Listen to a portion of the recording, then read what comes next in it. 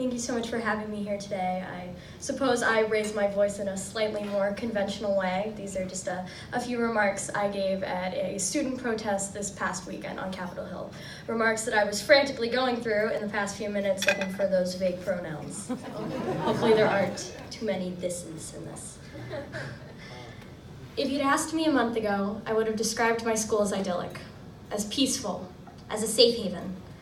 I wouldn't have thought twice about the fact that campus security is composed of one guardhouse filled with a few sweet and friendly staff members whose jobs are primarily to check students out rather than to control who's coming in. None of the doors on campus are locked during the daytime, and practically anyone can waltz in anytime they want. I go to school about 20 minutes from here in the heart of DC, and all these years I never had the slightest concern. My school lies on a busy street intersection, and yet I loved how open it was to the outside.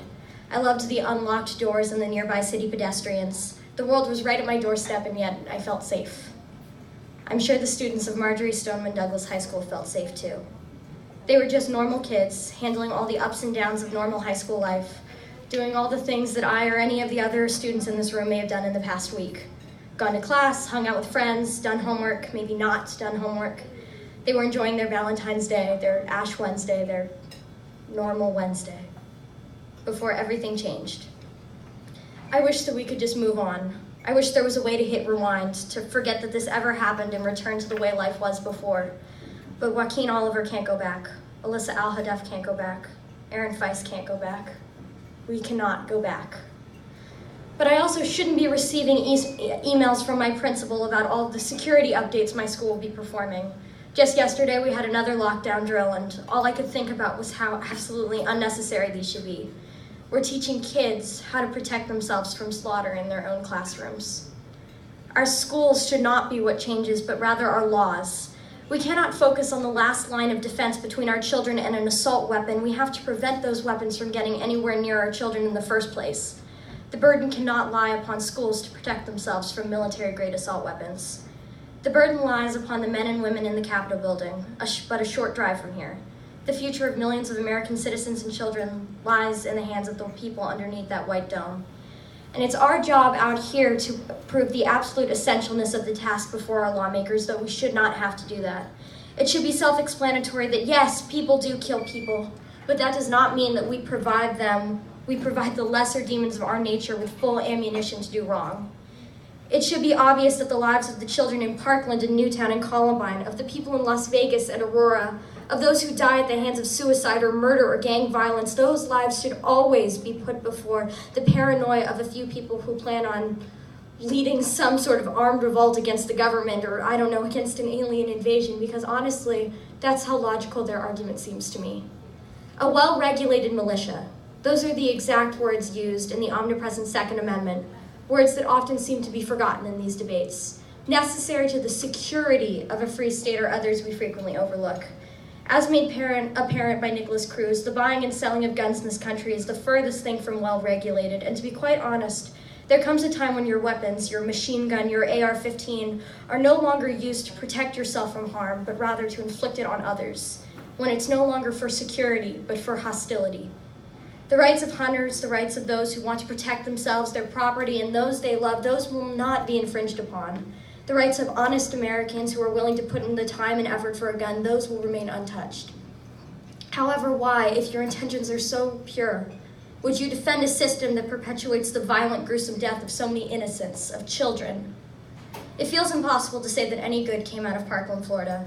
However, what we can do is dry our teary eyes and feel some degree of hope. We anguish when we look at the selfishness and stagnancy that fills Congress, but we rejoice at the words of Emma Gonzalez and Cameron Kasky.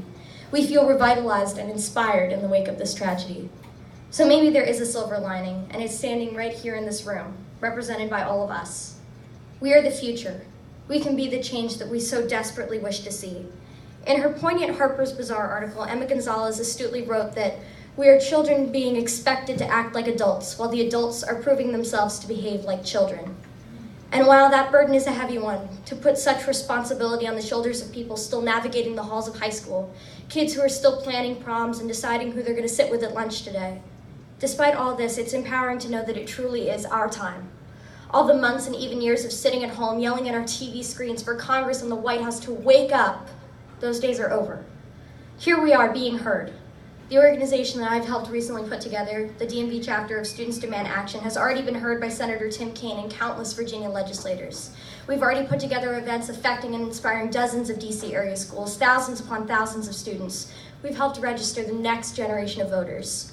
Here we are, being heard. We've proven that no matter how much the world wants to move on, to pretend that this never happened and to go back to the way things were before, we aren't going anywhere. Congress, we're here to stay. This event is one of hundreds we're willing to have, 1,000 walkouts, 1 million protests, whatever it takes to end this. Because when we say never again, we mean never again. Not never again after the next one. Not never again starting at a future date to be determined. Not it's been 2 weeks since 17 people were brutally murdered, so we can just forget about it now. Never again starting now.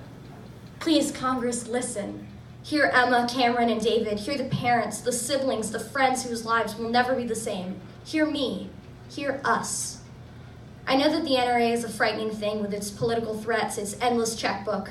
And I know that you may think that limiting the Second Amendment is some treasonous and unpatriotic thing. But protecting the life, liberty, and happiness of the American people you were elected to represent is never unpatriotic. You have hearts. So many of you have families and children just like Elena and Gina and Carmen and Alex. Children who are volunteers and winter guards and national merit scholars and poets. Do it for them. Or if you can't vote out of compassion, you can vote out of fear. You can support the common sense gun legislation for us, the millions of young people who will be voting in the next election and who will still be pissed off.